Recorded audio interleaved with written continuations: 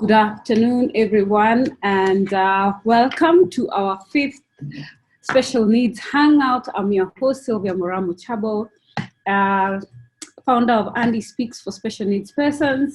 And as usual, it's always a pleasure to have you here and to be able to support you as caregivers, to support our families and friends, so that we ensure that there is some sort of continuity even during these tough times. So we focus on the things that matter most to us. And today we shall be having 2 very special guests. We are hoping our US guest will be able to join us. We have a small hitch because of the issues of time zones, because they're like 8 hours behind, but she's doing her best to join us. So that is great. I can see we have several people joining. All of you, welcome, welcome, welcome. Last weekend we had taken a break because we also want to give you some time to just pump that you take care of yourself, and so that way you will be able to take care of everyone else. So we will be giving you the last Saturday of the month. At least it's payday, and at least you can do something, okay, for us, for those who at least have a job, for the self. And I want to introduce to you Esther. Esther is here with us. Esther is the head teacher of KCCL, and she's been in the special needs space for a very long time. And I'm glad that she could at least take the time to be with us today and enable us as parents to take a dive into the special needs space and get a highlight of exactly what is going on right now in schools. What should we be doing at home now that I don't know if I'm alone in this, but have tried to do homework. I just see it piling and it's a bit difficult. So Esther, if you would, the floor is yours. Kindly take the floor and at least enlighten us and guide us. Thank you. And also remember to introduce yourself fully. All right. Thank you very much, Sylvia. I'm delighted to be part of this conversation. I don't know whether it's okay to have my video off. Yes, most people like seeing the speaker. I remember the last time we did the off, I wanted to see the speaker. All right, all right. Kindly do put your video on.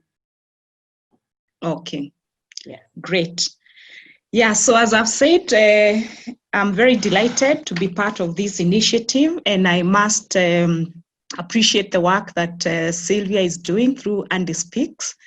I think since COVID-19 visited our country, I know that Sylvia has been very, very active, engaging, especially the special needs community, providing resources and supports that will enable parents and the special needs community to cope during this time. So Sylvia, well done. And I know it is not easy, but I really admire your energy, your resilience, and always being there for the special needs community. So well done. Yeah, so today we will look at homeschooling during the COVID-19 times that we find ourselves in. And as you all know, this was very much unprecedented. It is something that no one saw coming, and within a day's notice or a week's notice, learning had to be converted virtually. That is for those that are learning virtually, or schools had to be transitioned to homes and that is the situation we find ourselves in. And I believe that forms the context of our conversation today. So I can see we have we have a good number that has joined us, and I believe others are still joining. So as I was looking at the issue of homeschooling, I thought probably I'll be addressing 2 categories of parents. I believe probably I'll be addressing parents whose children are taking the online classes, and parents whose children are not taking the online classes. And that means that the parents have taken up the role of the teacher at home. But even for those that have taken up the online classes, I still believe that parents still form a very integral part of the children's learning, because what is happening is that the contact time that the teachers have with the students is still very minimal, and things like assignments, even just helping your child access the online classes, most of them may be able to do it independently, because again, we have varied, our children have varied needs. They have varied levels of independence.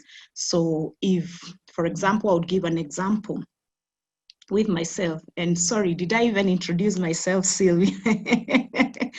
You had already done the introduction, so I had done, but I said KCCL. So if you could just like give us a tidbit of history of how long you've been in the space and your experience, so that at least people will understand where you're coming from. That would be a class, because I just right.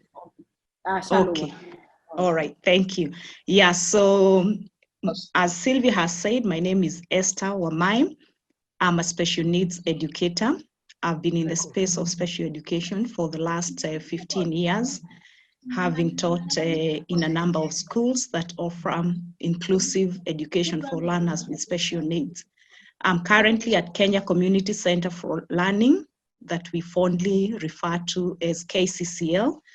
I am the principal, and we cater for learners with diverse learning challenges as a result of different neurodevelopmental conditions. So we have children on the autism spectrum. We have students with learning challenges such as dyslexia.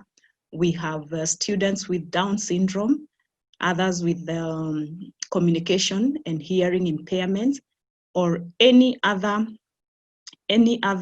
developmental issue that impedes learning, and a child may not fit in the mainstream school.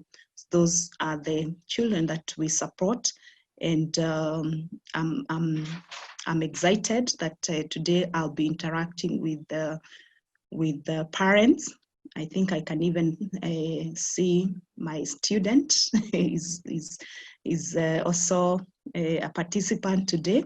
And so we, just like any other school in the country and in the world at large, we also have found ourselves in this unprecedented time where school has transitioned to home, and teachers are having a very difficult time, especially teachers of children with special needs, because I think for the typical learners, since they're independent learners, the learning may be a bit smoother for them.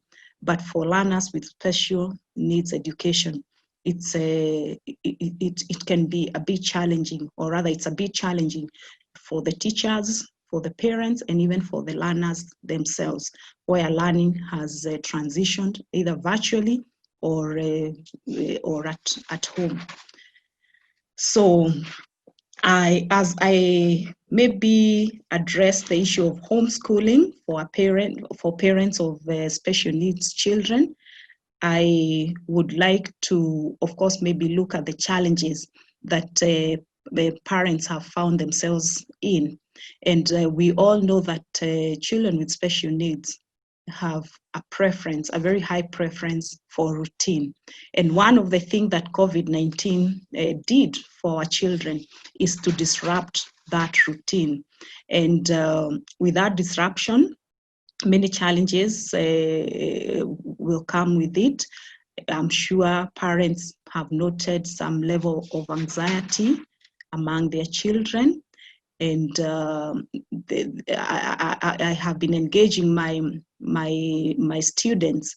I have 2 classes that I'm teaching online, and so I also have been engaging the students, and I just want to hear what are the voices, the children voices, as far as COVID-19 is concerned, and from their own mouth, they have talked about anxiety. They have talked about isolation. They've talked about boredom. They've talked about missing the things they love doing. They are talking about missing school, missing their friends and teachers. So there's a whole range of emotions that the children are going through. And it's important that as parents, we are very conscious of the feelings that our children are going through, so that we are able to support them. So even as we talk about homeschooling, we are not just looking at the learning part of the child. I think we need to be very comprehensive as we look at the needs of our children. So of course, there are educational needs, and there are educational gaps that have arisen due to the extended closures of school, but there are also other secondary challenges that have come with that. And as I've said, the lockdown, the fact that children cannot go out to play with their peers, they can't go to school, they can't go to church. And so this has caused a lot of anxiety among the children. So even as you address the education needs for your child, it is important that you also address the socio-emotional needs and even the psychological needs as well. So that is very important. So now back to education, because I think that is the main topic for the day. As I said, I'm assuming I'm addressing two categories of parents. Parents whose children, depending on the schools that they are going to, their children are accessing online learning, or those that are not accessing online learning, for two things. The school may even have deployed online learning, but the nature of children with some children with special needs, they may not access virtual learning because of some challenges that they may be having. I know even from our school, we have a number of students that are not accessing the virtual learning because they may have attention issues, they may have challenges focusing, and they are not able to, you cannot engage them virtually. So that has forced us to look at other alternative options and methods, because we still want to drive engagement with our learners. We want to have a focused learning with our learners, and therefore, if the virtual classes do not work for them, then we have to come up with alternatives. So as parents, in the event that your school has deployed the virtual classes, the online learning, and your child is not able to attend the classes, the virtual classes, my advice would be engage your school and explore the different options, alternatives that are available. One of the alternatives that is available for learners with special needs, if they are not able to attend the virtual classes, is you can engage the teacher or the teachers who are teaching your child, and they can come up with digital content in terms of videos or coming up with PowerPoint presentation, very, very visual, because our children are visual learners. So just having content and of course assignments and what we are calling homework pack, because at the end of the day, I'm sure our fears as parents is regression. Every parent is talking about regression, and that's the biggest fear. So whether your child is able to access virtual learning or not, there are other alternatives that you can do or rather there are strategies that you can employ to keep your child engaged. So either working with your school or even on your own, because we have a lot of resources online that can help you support your child at home. So I'd want to just give a few tips that as a parent you can employ to support your child during homeschooling. And the first thing is you need to set up a learning space. This is very, very important. We've talked about our children loving routine. we've talked about, then they also love consistency. So it would be important that we come up with a space that the child will be able to identify with as a learning space. So that space, if you're able to replicate, okay, I don't mean maybe bringing a class to your home, but if you can create a space that gives a sense of learning to your child, that would be very helpful. And then be consistent with this space so that this is where the child knows this is where I need to be in order to learn, so that today they are not maybe learning from the bedroom, tomorrow they are learning from the sitting room, or they are learning from different spaces every other time. That kills consistency. And knowing that our children thrive in routine and consistency, it is very important that you set up that learning space. That learning space should also maybe be free of distraction. If your child is taking virtual classes, it is very important that you create a very conducive environment for your child. So if they are taking the virtual classes, ensure that there is no background noise or any distraction that will distract the child while taking the lessons. Even where the child is not taking the virtual classes, they are probably working, and they have some pack they have received from school, or there are some resources as a parent you have acquired for your child. So ensure that the space is still distraction free, and that at least it has some semblance of learning. That is very, very important. So the other tip is, once you have set up a learning space for your child, it is very important that you create structure and routine. I've talked about the need for children with special needs to operate under routine. And this I know we can all identify. So structure and routine. This is very important because, first of all, when the child knows that there's a structure, that I will wake up and do this, followed by this, and that will be happening throughout the week or throughout the month, it helps to reduce anxiety. And if the child is dealing with anxiety, that's how we end up with meltdowns, that's how we end up with tantrum. So creating a structure helps. And again, knowing that most of our children might be non-verbal, it's important that this structure and routine is sensitive to the needs of the child. So if the child is non-verbal, it helps to create visual aids for the child.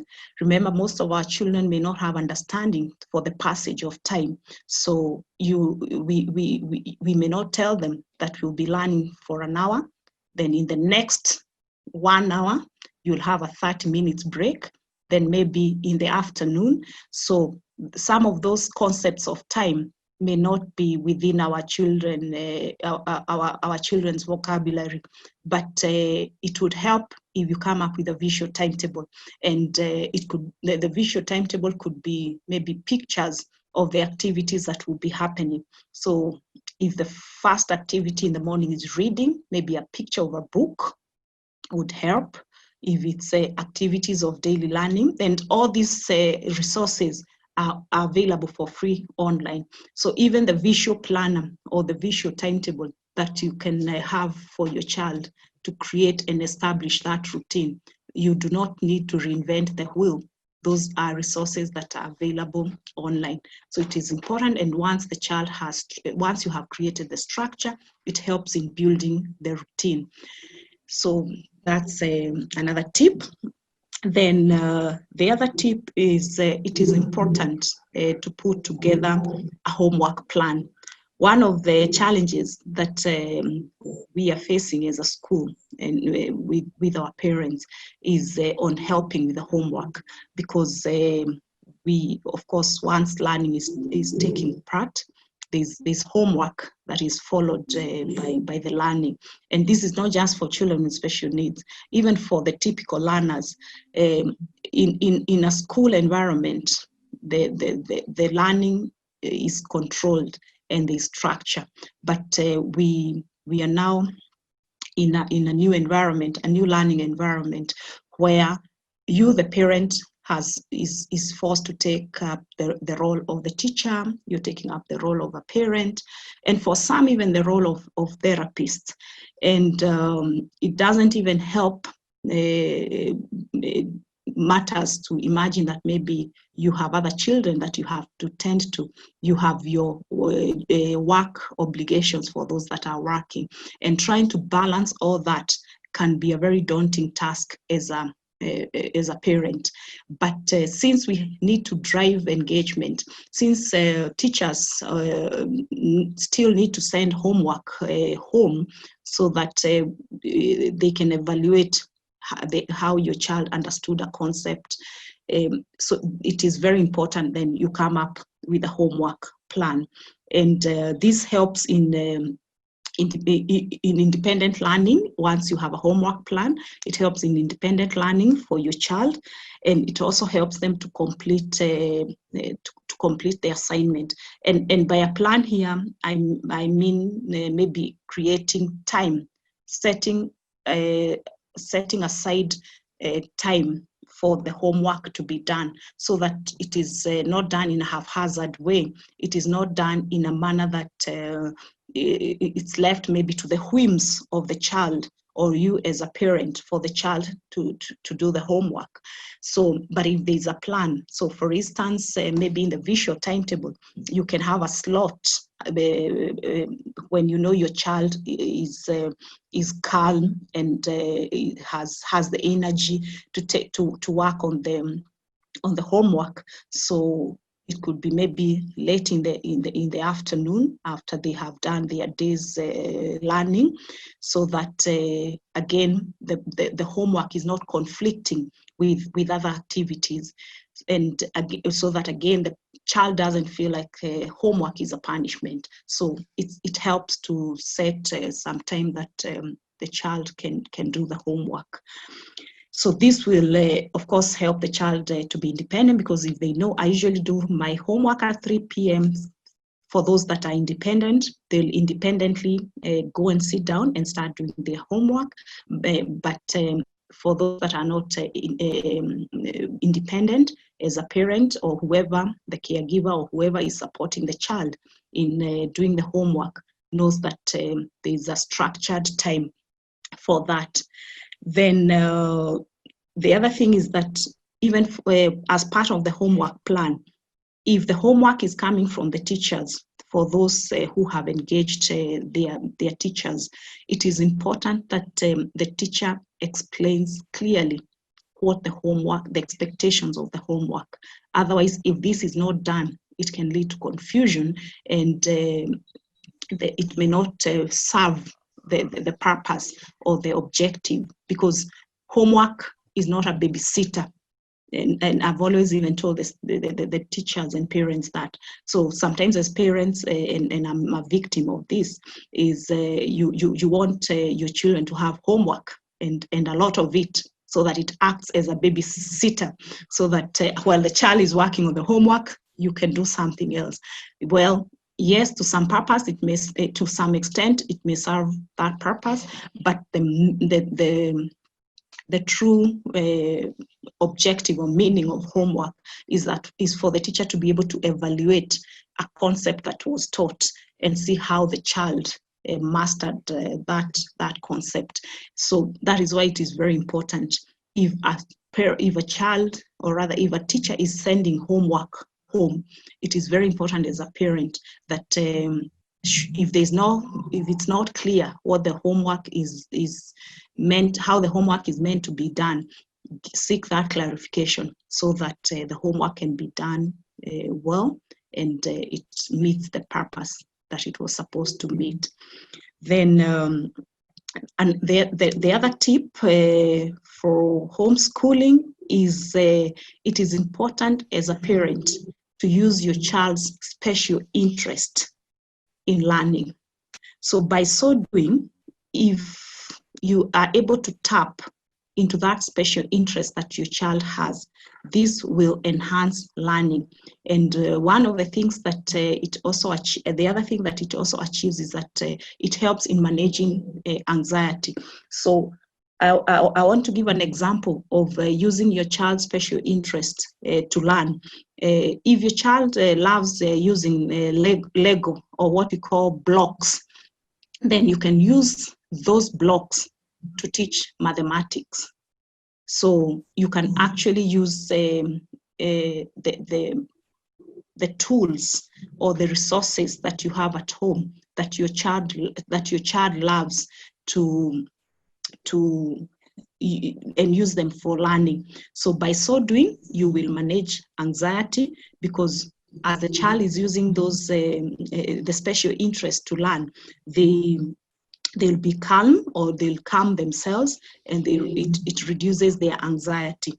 So even for teachers, we advise that the teachers, but now in this case, the teacher is you, the parent, who is currently at home with your child. So adapt your teaching strategies to incorporate your child's interest. And I've given that example of using the blocks to teach mathematics, mathematical concepts like maybe addition, subtraction, multiplication, and division. So that is one way of using, or rather one benefit of using your child's interest in learning. The other thing is that once you use your child's interest in learning, it will increase the child's engagement in learning tasks, because they'll focus more on the activity, because they feel it is important to them. Like if they use the blocks to play, they may not even realize that they are learning, but the fact that they have interest in that activity of working with the blocks, that boosts or enhances the engagement of the child. So it is very important, as you're supporting your children during this time, to be able to determine what their special interests are and tap into those special interests to engage them while learning. So that is very, very important. And another very important tip that parents can use during this time of homeschooling is use of technology. And in this, the beauty of technology is that it will aid instruction and help students learn a range of skills. So this is what we call assistive technology. And I'm sure most of you parents can attest to it, that even pre-COVID, when schools are on, our children love gadgets, they love technology, and most of them are even able to engage better with the technology. That is that's the beauty of assistive technology. And what technology does, it assists our children in understanding task requirements.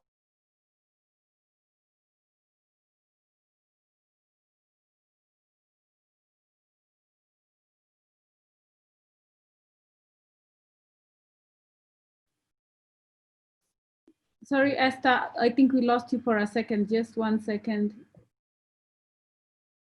Just 1 second. Okay. Okay, I've unmuted. Okay, good. All right.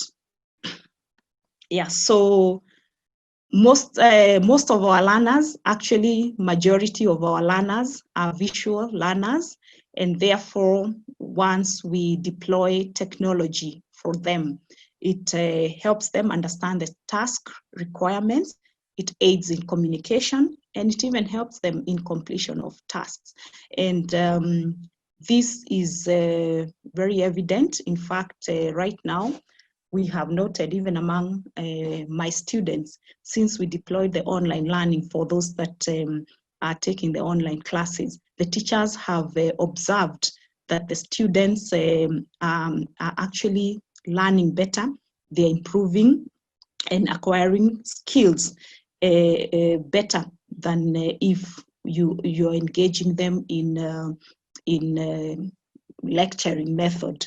So technology comes in very easy. So that is one way we can also support our children at home using technology. And we have many apps that are available, either free or maybe at a minimal fee, that we can deploy to help our learners with assistive technology. And so the other tip that as parents you can use, or strategy that as a parent you can use, is find ways to connect your child to others. I said as I'm engaging my students, one of the things that is emerging very strongly among all the students, and this cuts across the board, is the feeling of isolation and feeling of loneliness. Most of most of children with special needs, they have a very limited circle of friends, or their social circle is limited, and in most cases it is limited to friends in school, and maybe a few in the neighborhood, or maybe a few in church. But I tend to see that school is where the children have most of their friends, and the fact that that link has been cut out, that has left our children feeling lonely and feeling isolated. However, all is not lost, because as a parent, you can find ways to connect your child with others. Of course, thanks to technology, your child can still be able to connect with other children. And it is very important. That social connectedness is very important. So you can find out, or you may know who your child's friends are, who their classmates are, and try to hook them up with their friends through the social media, WhatsApp, a call, for those that maybe can chat, because we have children who may be able to chat with their friends. That is also very important. So as a parent, it is important that your child connects with others. And others here, we are talking about friends and even family, because we have children who are very close with their cousins, or even their aunties. So it's good that we connect them. So, and one of the ways I've been asking my students, fine, you're feeling this way, what coping mechanisms are you employing to be able to cope with the situation that you're in? And one of the things they have strongly brought out is that they're reaching out to their schoolmates, they're reaching out to their classmates, and once they share their experiences, they realize that they are not alone, and they're able to encourage each other. Some are even able to consult each other on the learning tasks that they have been given, and it has helped a great deal for them to still feel that sense and that semblance of social connectedness. So this is very important, and as parents, it is important that you foster that for your child. So last but not least, it is important as a parent to seek help and don't try to do everything, because this sometimes is very common, and sometimes as a mother, we feel that we have enough resources to handle things alone on ourselves. But eventually what that leads to is that you realize that you will burn out. So it is important to seek respite. And by respite here, of course, I know in the ordinary times that we were in pre-COVID, I've always advised parents to seek respite in form of, maybe if you have somebody who can take care of the child or the children, for even if it's for an hour or a day so that you have time to yourself. It is very important. I know now we're in times that may not be possible with the the restrictions of movement, the cessation of movement, and of course now you don't want to expose your child. So that means we are all cooped up in the houses, and we are having to spend more time with the children. But I believe even within the family, we have supports that we can take care, that we can make use of. We have the siblings of the children. We have maybe the house managers or any other support that you use, or rather that you have at your disposal. So please use that support. Avoid having to do everything. Then, of course, now most importantly, when it comes to learning, it is important that you engage your child's teacher. Whether the child is doing online teaching or not, I still believe that teachers have a big role in guiding us as parents on how to help our teachers, and this is it's still possible virtually, so you can engage the teacher of your child either by having a call or email, and even videos that can help them, or even a platform like Zoom, because with the screen share, you can the teacher can actually demonstrate or explain to you how they will help, how you will be able to help your child. The other very important support system for your child, for those that are on therapies, are the therapists. I know this is one of the things that Sylvia was very concerned about at the beginning, just like all of us. How are our children going to access the therapy? So you can't bring the therapists in the house. It is a risky affair. You cannot take the child for the therapy, because that has been cut out, because these were services that they were sorry, these were services that were accessing in school. But now with the closures of school, the support system have been abruptly cut from our children. So, but thanks to technology, there's a lot of teletherapy that is taking place virtually. So it is still possible for you to access the services that your child was accessing before virtually. And I believe that all the professionals who are involved in your child's intervention plan are flexible enough to devise, to innovate ways that can help your child. So my plea is that please don't do everything on your own. Seek help. Reach out to other parents. Thankfully, we have Sylvia here, who has been very instrumental in connecting parents with other parents, connecting parents with professionals to offer supports and resources that will help us all cope and manage during these very unsettling times. I know we have other platforms, social media platforms of support groups where parents are drawing a lot of experiences from each other. So that engagement is very, very helpful, because you'll be able to learn something or two that can help you support your child. So I would like to first end there and take it back to Sylvia to take us to the next step. Thank you, Sylvia. Thank you, Esther. Always a pleasure engaging with you in the wealth of knowledge. And I'm glad that you've also insisted on the same that I always say, do not forget yourself, take a break when it's necessary. But we all know sometimes you would want to do it so badly, but due to the circumstance, you just either can't, because we have limited support, we have variants, everything now is new, and you think twice before doing it.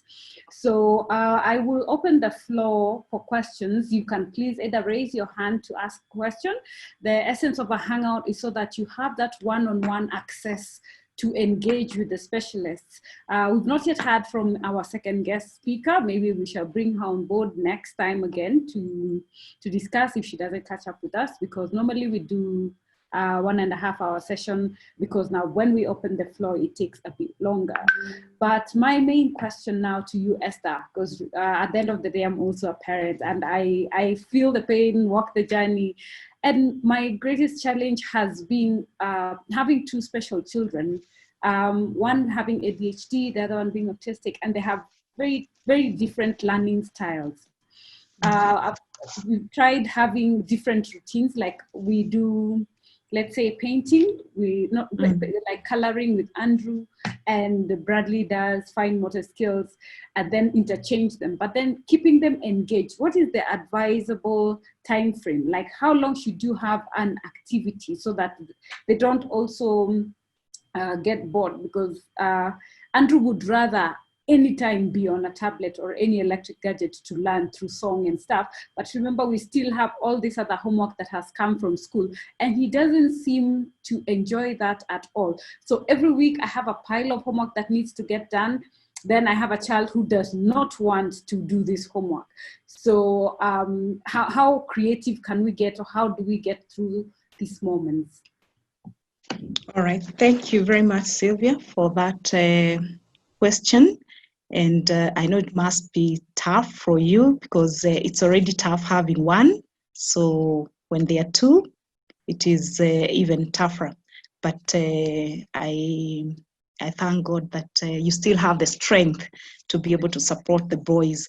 So one of the things I want to tell you, Sylvia, is that what your boys are going through is not anything unique to them. I've been receiving calls from parents from my school telling me that the children do not want anything to do with schoolwork. In fact, one told me once they open the laptop to be able to access the online classes, the child goes into a tantrum, almost a meltdown, and they literally run away, and they do not want to learn. And of course, at that point, maybe there's very little you can do as a parent. However, I think that's very common, and I believe those are some of the challenges that our children are having to go through with the new normal, the change in routine. Because I'm sure for your boys, they identify learning more in school, not at home. So probably home, so long as they have spent a day at home, even if there's homework in the evening, the fact that they have been at home, now they understand that now it is time for homework that came from home. But for them processing that we are not going to school, and now school is happening at home, that is still a big challenge for most of the children. And it is something the parents are having to struggle with to help. And remember, most of these children have very limited communication. So just to help them understand that this is our new normal, and this is our new environment for learning.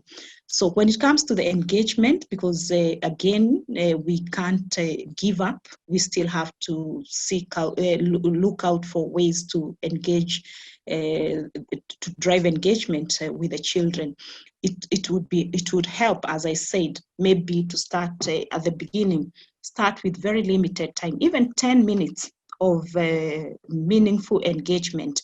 It is better than maybe 1 hour where the child is distracted, they are not focused, they are anxious.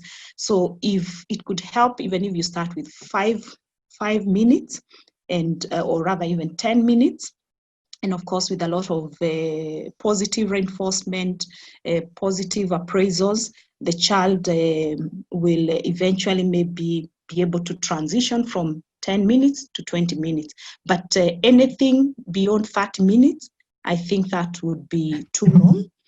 So if you can keep it at 30, but again, vary the activities so that they are not on the same activity for so long. So it could be a coloring activity, it could be a drawing activity, it could be maybe playing with the Lego for activities of daily learning. It could be a brushing their teeth activity. It could be washing hands activity. So if you could vary the activities, even if maybe they are short activities, but the child is engaged, the child has interest, and you've been able to maintain that interest, that is more helpful.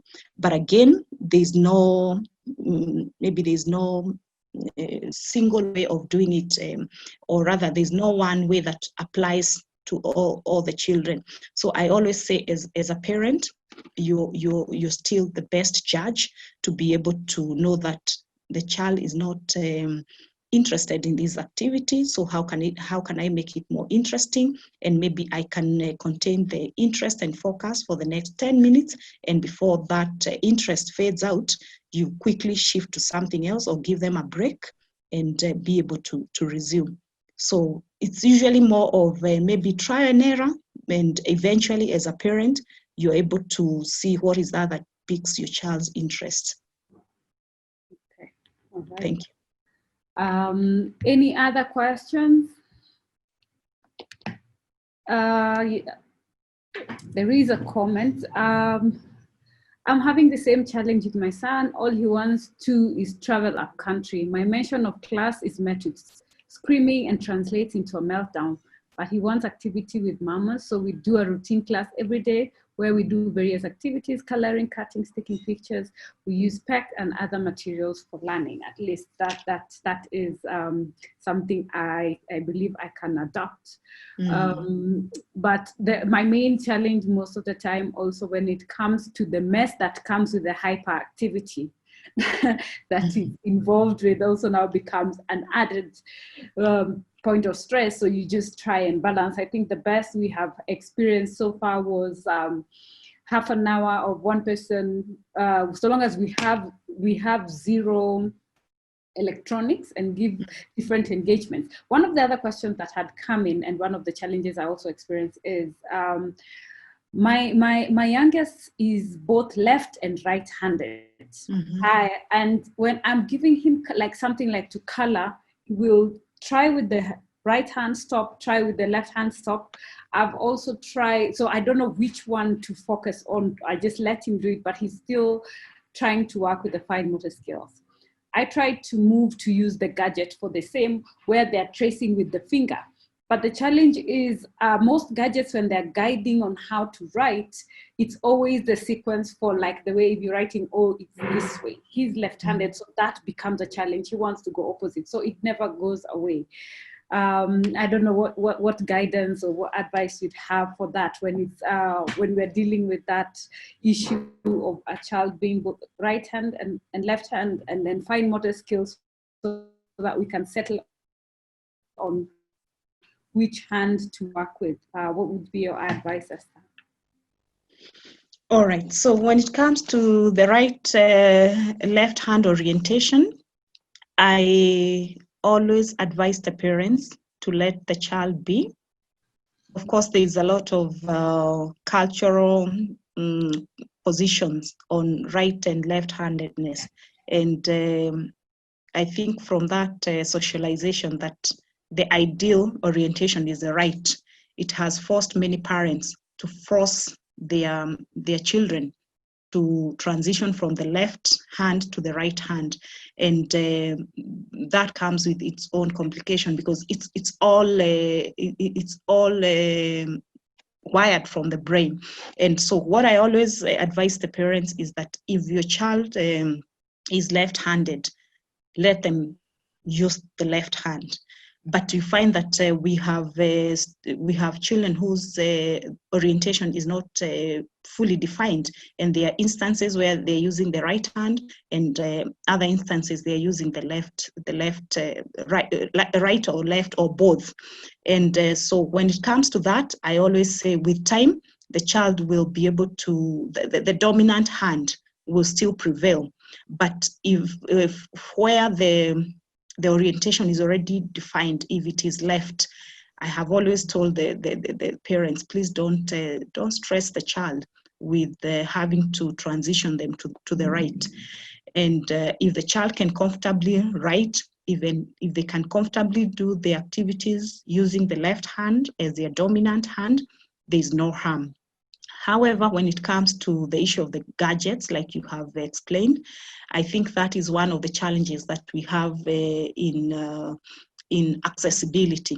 or rather inclusion, even when it comes to technology, because I think most companies will come up with products with the right-handed people in mind. So maybe those are some of the things that as parents I have always said we need to lobby, because from our own experiences, from our own challenges, if we bring it out maybe to the people who are coming up with these products, maybe it was not intentional that they are leaving the left-handed children or people, but it may just not have occurred to them. And so those are some of the things. Of course, this is not a short-term remedy to the problem, but I know it can be very challenging. However, maybe as a parent, it's just maybe to see how your son can navigate that. Yeah. Okay. Thank you very much. Is there anyone else? I see we have several teachers on the floor. I would like to give room for one teacher to just share with us what challenges have you experienced like with online learning, and apart from that, maybe the issues that parents are facing, and if there is any parent who's tried to do homeschooling. I know one of the other challenges that we have is you may want to do something, but we have limitation on what to use as our support aids. Esther, as we wait for someone to raise their hand and stuff like that. Yes, teacher Isaac. Please raise your hand so that I can be able to know you would like to speak before. Thank you. Yes, Isaac, please go ahead. Good afternoon, everyone. Good afternoon. Good afternoon, Isaac. There's an activity I'm trying to do on Zoom with my students. And what other activity can we do on Zoom? Which one? What have you tried, so that at least we know now what else we can do? I've shown them a video. Mm-hmm. Yes, we've tried using YouTube. Yes. Okay. Esther, please, if you may. Then now, if there is something left out, I can help Isaac. Okay. Hi, Isaac. Isaac is my former student. So I'm glad to see him. So Isaac, it would help if I would know the level of your children, because not for children with special needs, not everything would fit them. It's not what we call one size fits all. So for you to be able to determine what activity you will do on Zoom with your student, it will help that if you have the, of course, the schemes of work, you have the lesson plan, and you have the objectives that you intend to meet for your students. So once you have the course outline that has the topics, then that will inform the skills and the knowledge that you want to impart on your learners. Then from there, that will help you come up with activities that will help you achieve the skills and the knowledge that you want to teach. Thank you, Isaac. Okay. The other thing I would also realize, the activities, there are some that are online that can engage our children, depending also, it varies, because the challenge, like Esther had said earlier, of one size fits all becomes quite hard to say, like, if I do this, maybe all of them will be interested. So you find maybe when you're doing the videos, there's a child who'd rather do poetry instead of that. There's a child who would like animation. Someone else would like to relate with videos that are more of real children engaging. So I believe there is a lot of variance. So if you mix them up, then at least you'll be able to handle every different child differently, because that's one of the things I realize and one of the challenges we go through. And here the limitation for us as caregivers, let's say it's something like TV and our children, remember we also have typical children that we have to look out for. So this one wants to watch this and engage in this other one wants something totally different. So that's some of the challenges that we go through. And I believe what personally I've tried to do is teach them turn taking. So if you ask them what they want, they tell you exactly. Let's say one wants let's say Peppa Pig, the other one wants, my son is a big fan of news. I never understand what that is all about, but he would want to watch news. And he will tell you exactly, I want Babu, I want, Citizen and stuff like that. He's not Babu, but he knows exactly what it is that he wants. So I have Rose, who has mentioned that the son is 14. He's come with a longer concentration span. He's been writing alphabets and numbers like forever now, like 7 years. He doesn't seem to know the value of numbers or letters. How can I help him? He's willing to learn, and I am also willing to assist, I believe. Mm-hmm. Esther, that's all right. Yes. Thank you, Rose, for that question. And so I see your son is 14 and he's been learning for like 7 years now. So that means he joined school while he was around 7. And so you say he's been writing alphabets and numbers and has not yet mastered number value or the meaning of letters. And so you want to know how he can be helped to learn, and the fact that the willingness is there. So when it comes to teaching number value for children, especially for children with profound learning challenges, I know that's a real challenge. And as much as maybe the child may have what we call rote learning of numbers and letters, where they can even sequence, they can say the numbers, and that is always the starting point, because that's the fundamental of numeracy skills. And most of the learners will be able to rote count and even rote say the letters. However, the next step now from there is, of course, attaching meaning to those letters and numbers, and that's where the value of the numbers come in. So if it is 1, and yes, they can be able to say number 1, but would they attach meaning to that 1? Because 1 is a symbol, so but it has a meaning. So if you ask them, maybe bring me 1 cup, if the child is able to bring 1 cup, that tells you that they have the value of the number. Bring two bananas. But what I've found is with children with multiple and profound learning challenges, most of them are not able to transition beyond the basics of rote counting, and sometimes it can be very frustrating for the child, and even for the parent, and even sometimes for the teachers. And so one of the things that helps when you're trying to teach number value is to try and now use objects, because if probably you try to explain in words, that's a very abstract concept for a child who may be having learning issues. So it would help if you can now try to attach that number to objects. So if it's number 1 and you put 1 object against that number, they'll be able to see the relationship. If it's number 5 and you try to attach 5 objects, that may help. And in most cases, because your son is a bit older, it helps if you're able to also use maybe what you call realia, or real objects. So it could be objects found in the house, in the kitchen. But I know even you may have tried this and maybe it is still not working.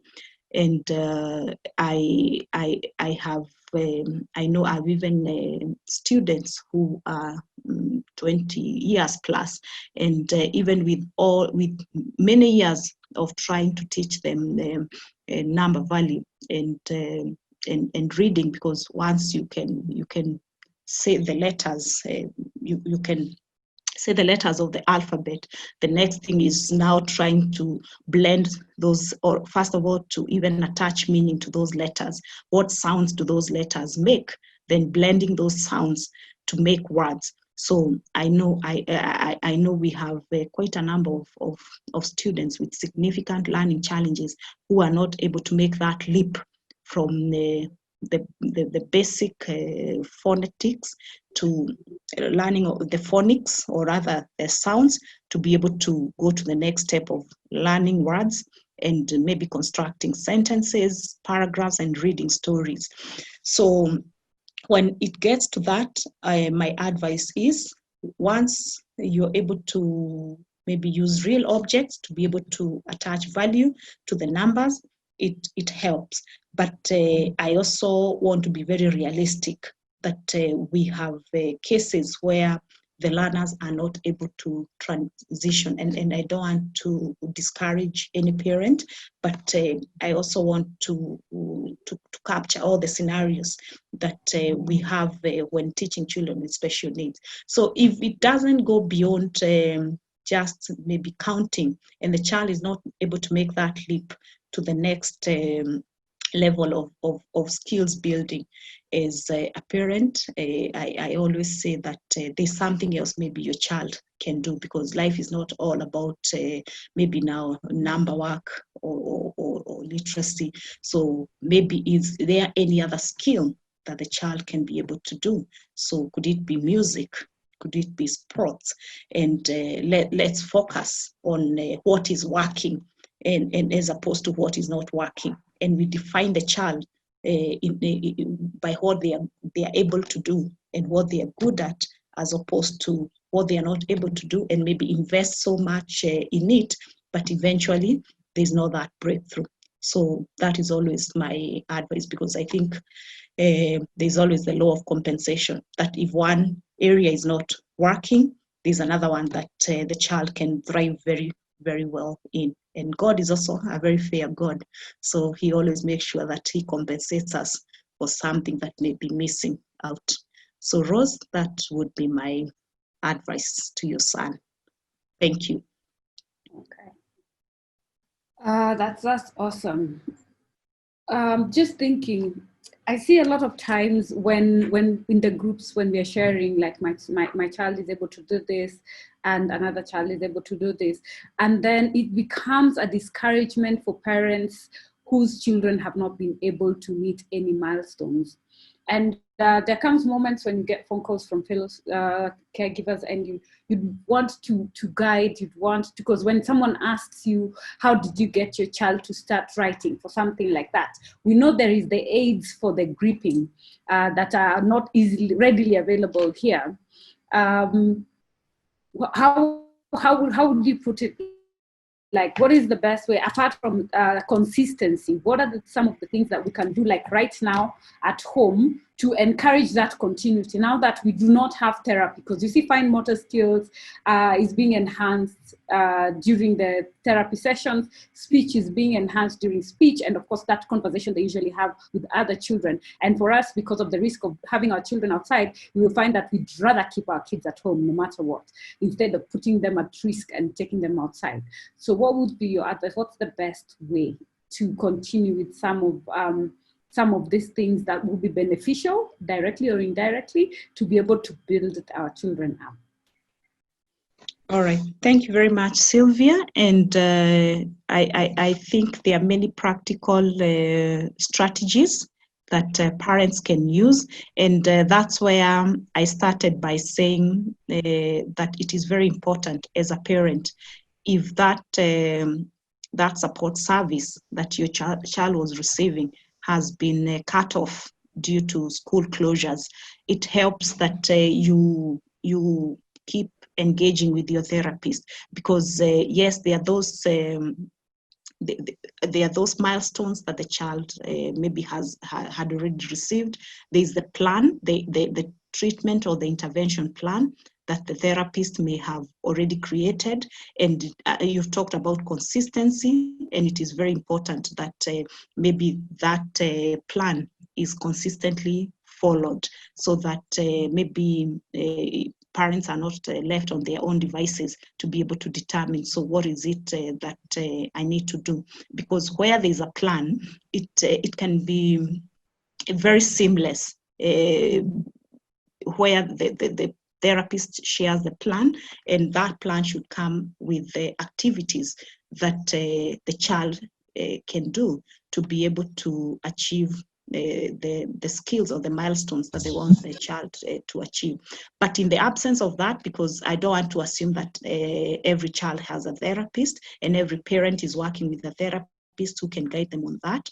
So for instance, when it comes to the fine motor skills, there are many activities that as a parent you can use to develop and enhance the motor skills. So one of the things that we always encourage, and especially for the younger children, is the Play-Doh, or what they call the modeling clay, the plasticine. So that's a very important resource to help the children developing the motor skills. And the beauty is, as they are rolling it, as they are molding it, it helps with the fine motor skills. But another beauty with Play-Doh is for those that are still learning the numbers, they're learning their letters. It's also, because it's very vast, it's very versatile. So there are many activities you can do with the Play-Doh. So the children can form the letters, they can form the numbers, and while at it, as they're cutting, as they're shaping the numbers, as they're shaping the letters, that's how you actually develop the motor skills. So Play-Doh is a very important resource that every parent should have, and not only for the special needs parent. Every child who has the child at that young age, that is a very important resource to have. Cutting papers using scissors, and of course this has to be child-friendly scissors. Again, we don't want to run into accidents, so we have plastic scissors, or very child-friendly scissors that are available in the stores, textbook center, and even some supermarkets. I know they store them. So cutting helps, and the beauty with cutting is that yes, even as they are cutting, for those probably that would be able to cut along the line, you can give them papers with pictures, and maybe ask them to sort those pictures as they cut them, or as you help them to cut.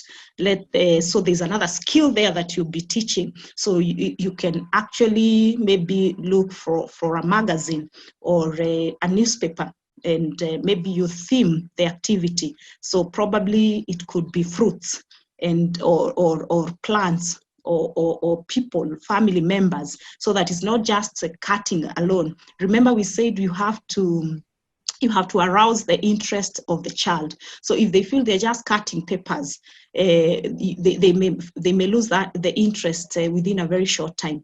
But if you add flavor to that activity by bringing maybe papers that have pictures, so that we will cut the picture and maybe create a scrapbook, and maybe page 1 will be about fruits. So once we cut the fruits, we'll stick and paste them.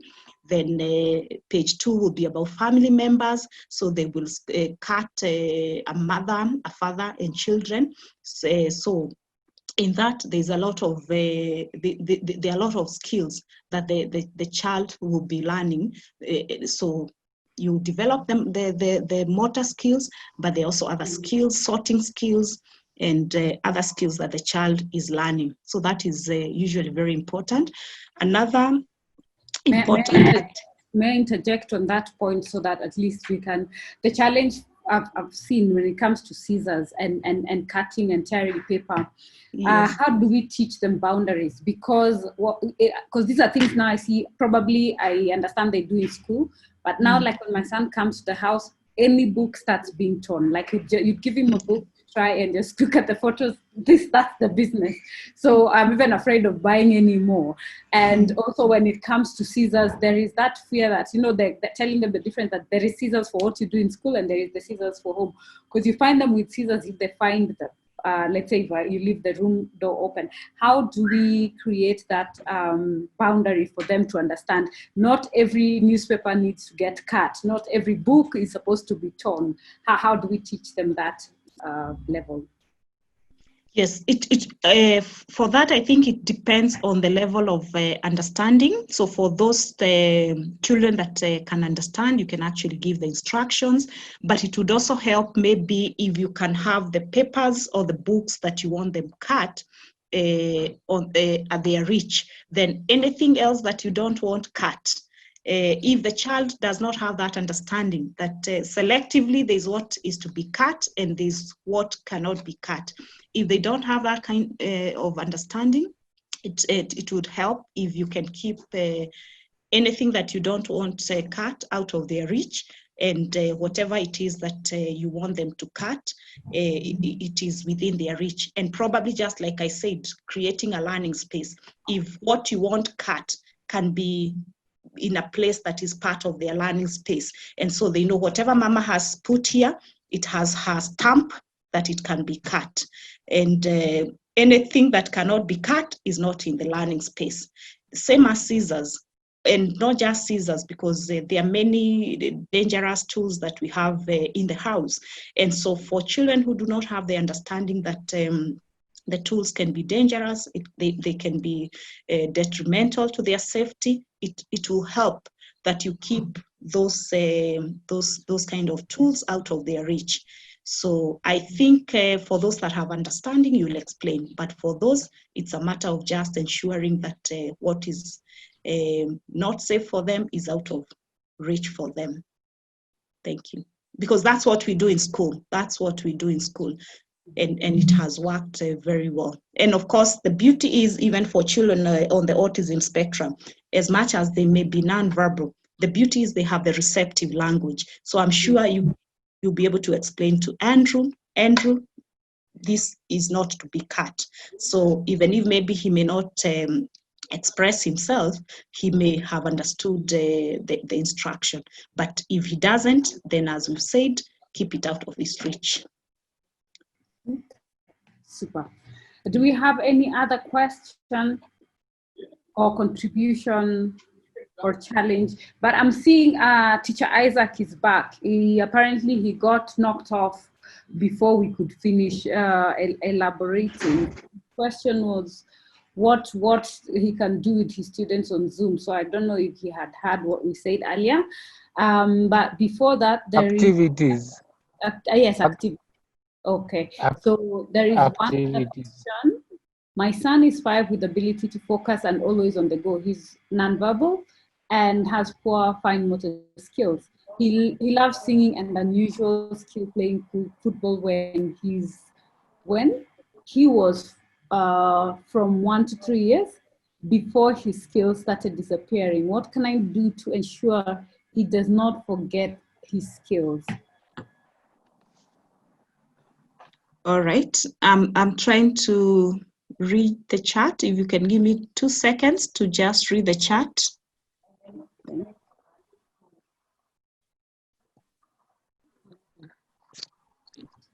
So in the meantime, let me respond to Isaac. Isaac, we had said that there is the...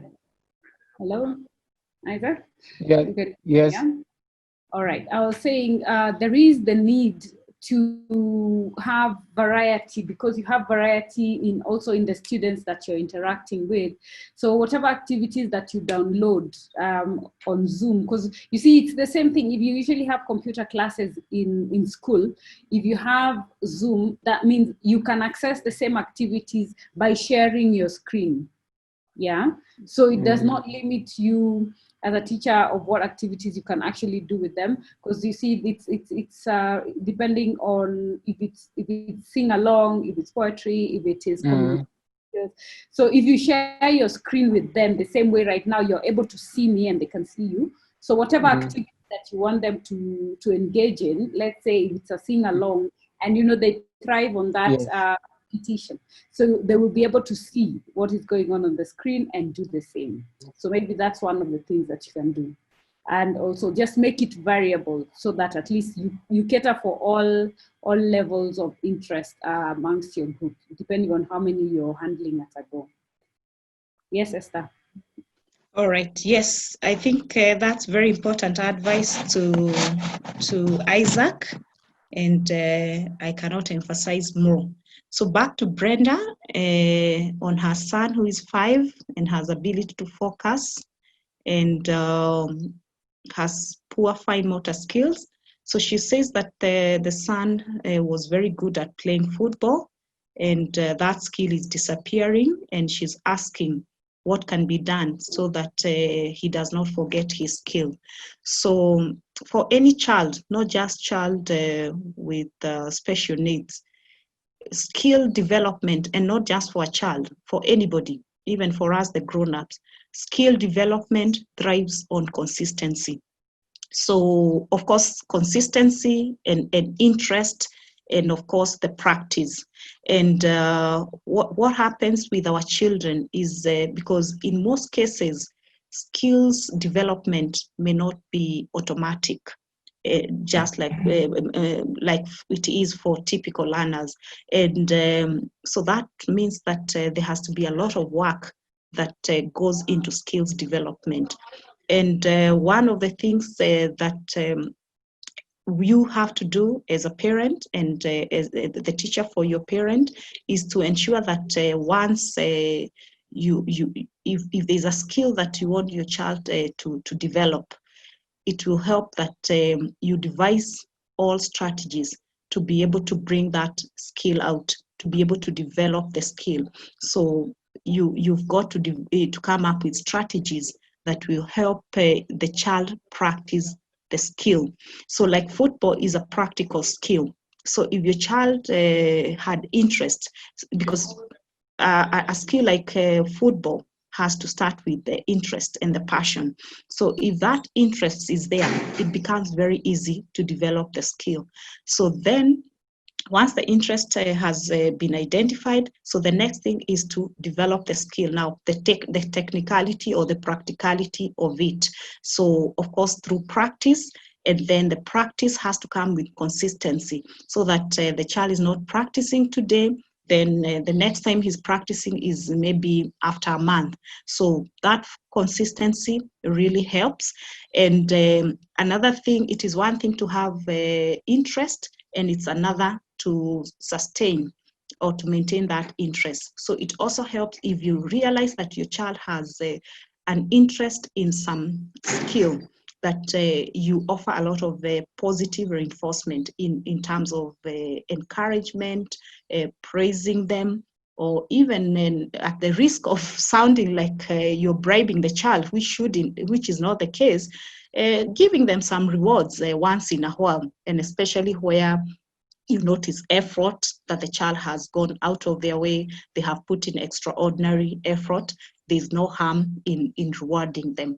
So that is one of the ways that I encourage parents to develop skills, and not just even the extracurricular skills, even academic skills. So start by developing the interest, then the practice, then the consistency. Then with that, at least you are on a sure journey of growing that skill. Thank you, Sylvia.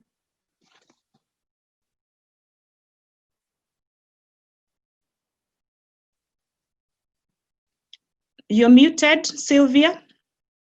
You're muted. Yes, thank you. I was avoiding outside noise interrupting what you were saying. So Pauline had her hand up. I hope she's ready to speak, Pauline. I have unmuted you.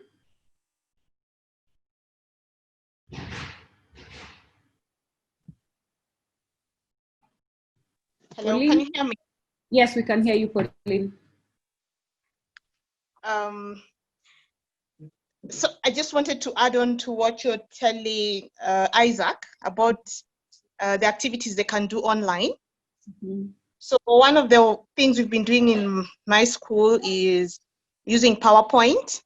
So let's say if it's a topic on birds, the teacher can get many pictures of different birds and put them on the slides and show the children and ask them, what bird is this? So they're really making good use of the PowerPoint. And another thing is we send children, the parents, like things to print out, so we can even do cutting and sticking. So for example, one of the lessons was on Noah's Ark, and we sent parents animals in pairs. So the children got to cut and stick on Noah's boat.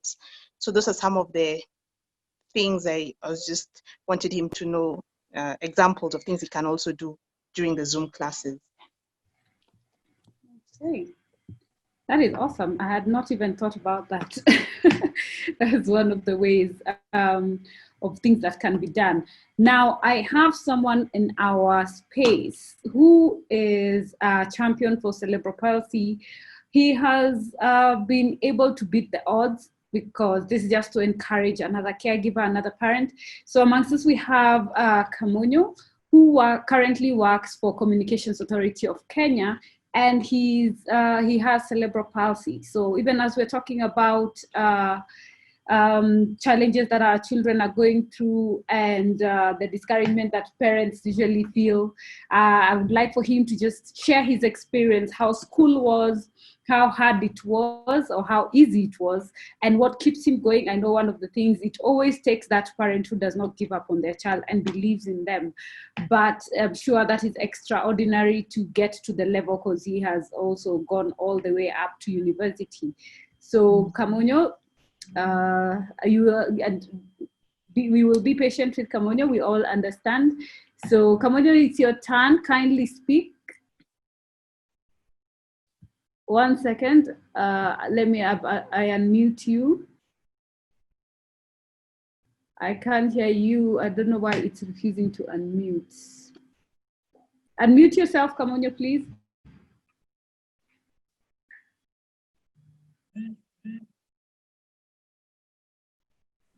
Karongo, are you able to unmute yourself? Because I'm unmuting and it's not actioning it. Call. Okay, go ahead. We can hear you. Amadi Karugu Kamoyo. Me, what I can say, I was in a special school throughout my writing, whether was a good as such, even when the teachers were writing notes. You see the way some people are fast in writing notes. So we in the evening, I used to borrow a class with book to write notes, but I was able to get up to KCPE. In KCPE, I remember in our class, we were two of us who could not write as fast. So we had to go to see a doctor who actually wrote a report of me and my classmate, and we were given extra time. Even in high school, we were given extra time. Now, I came to a time that I needed to to go to college.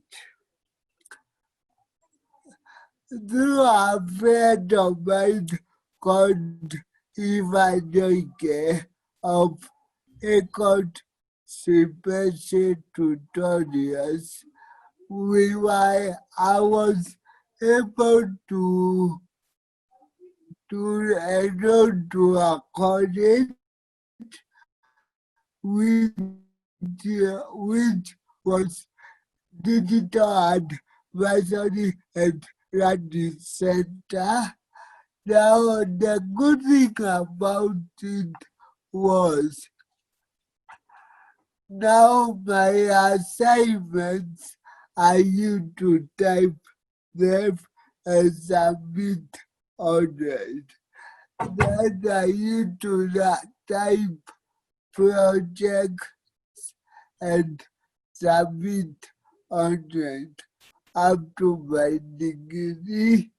Then I was able to get internship at Communication Commission of Kenya for 3 months, which later when it ended, I was told to go and get my bachelor's degree.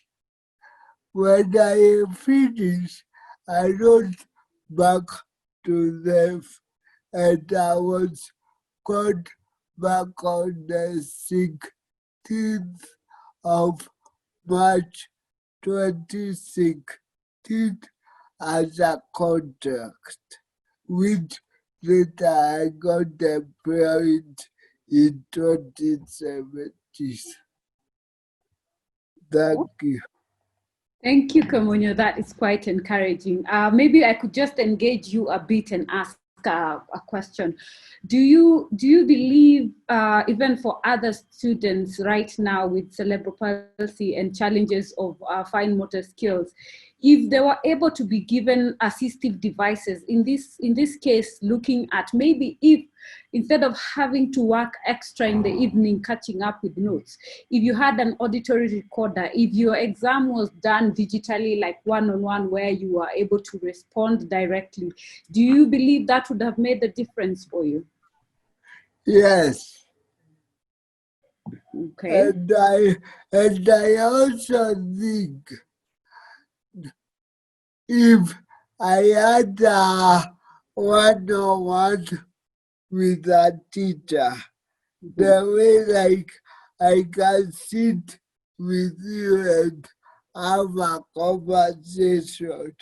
If I had something like that, I could have even done better. But the issue is you are a class of 21 people. So, how are you able to choose the Karugu I will teach him one-on-one? So, I think now for the teachers to be employed more in every school, and I also believe that if a school has a maximum of 20 teachers, I believe like 11 of them should be teachers who have had special needs, so that when the other students are going forward, these teachers can sit one-on-one with a student. Okay, thank you. And do you believe, was the curriculum inclusive? You mentioned you were in a special school. When you were sitting for your KCP, did you feel like you were at equal, or would you have preferred it was any other way in terms of the excuse, at least the allowance they gave you extra time? What else did you find as a challenge that you would have preferred if something was done in line with that? Yeah, no. Okay, like me what I was told.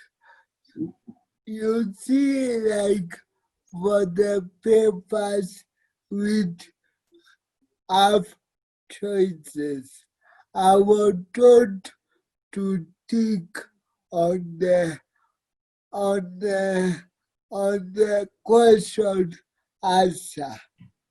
So what I can say, okay, you see when they do KCPE, you're given an answer sheet, which has number 1 up to 50.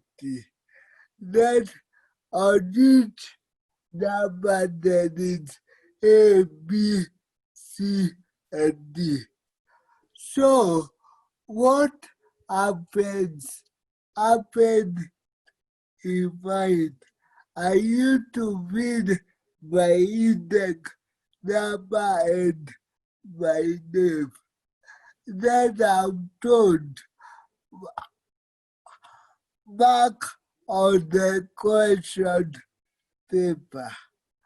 And I mark it on the question paper, they used to tape it together and go with them. Ah, okay. So at least there was some consideration, you would say, yes? Yes. That worked perfectly. Okay, Yeah. Thank you for enlightening us. I know most of us as parents, we always think about what lies in the future and we get scared. What message would you have for us who are feeling afraid, like there is no inclusive future for our children? And also tell us your degrees, which degrees and the masters that you did, so that at least I believe a parent or a teacher somewhere will be able to encourage another. What I can say for the parents, never give up. You can see your child is not coming up, but he will soon come up and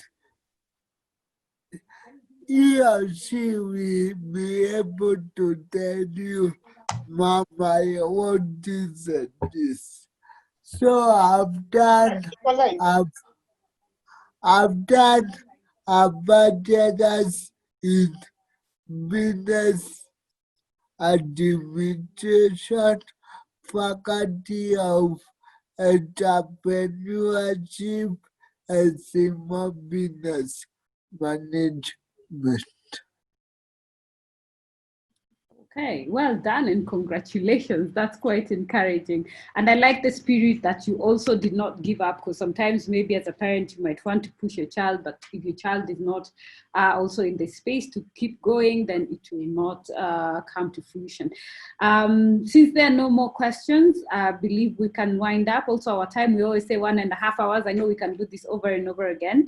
So next week we shall be having our missing guest, same time, same place, so that, or we shall communicate if there's a special request to adjust the time so that we can be very inclusive, considering of the difference in time zone.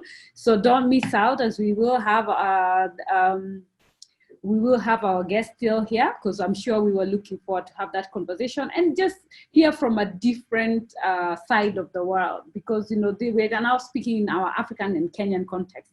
So if we hear what exactly the people in the States are doing, and we see if there is a difference or if there are things that we can improve on, and then learn from it. So Esther, thank you very much for taking your time to be with us, for enlightening us, and and for enlightening us in all this. I think the presidential address has just started 4 minutes ago, so as to allow all of us to get a catch up on what is going on in the current situation. We shall end our meeting, and I'd like to say a big thank you. And don't forget, follow us on Twitter, because we always have conversation going on inclusion. We are having small and big wins, as you have seen. We were given an opportunity as caregivers to now be part of the cushion funds that the government has. So all our advocacy and making noise is not in vain. And we shall continue doing the same until we are fully included. So on Twitter, we are Andy Speaks 4. On Instagram, it's Andy Speaks.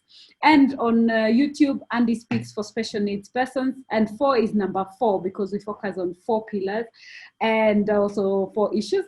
And at the same time, on Facebook, we have a group also where you get a lot of information and latest one-on-one conversations on what's going on and updates on where you can benefit and get support. So be sure to follow us and join us. And if you'd like to also be a volunteer to Andy Speaks, because it's a purely voluntary basis organization, you can always DM us and we shall add you on the list. When life resumes near normal, then you at least can come in and support. For this weekend, we have an activity. We shall be supporting caregivers in Mukuru Kwanjenga with medication, sanitary wear, sanitizer, and food. So if anyone would like to join in as the community of Andy Speaks, do be sure to let me know in the various groups that we have. So have a fabulous weekend. Don't forget what Essie said. Essie said, don't forget yourself. Respect is important. And when your child just doesn't feel it, respect it and reschedule. It's never that serious, is what I always tell myself when I feel like I'm failing when I don't stick to the routine of what the boys have to do. Thank you very much, and we love you. Have a fabulous weekend. Bye.